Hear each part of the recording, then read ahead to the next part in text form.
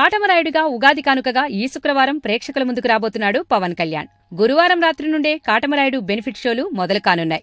ఈ క్రమంలో cinema promotions peaks కు చేరాయి.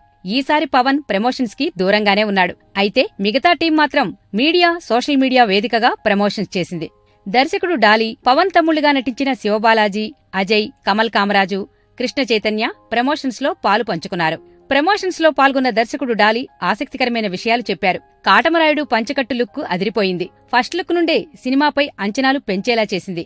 అయితే ఈ పంచకట్టు ఐడియా పవన్ ఇచ్చిందేనని దర్శకుడు చెప్పుకొచ్చారు.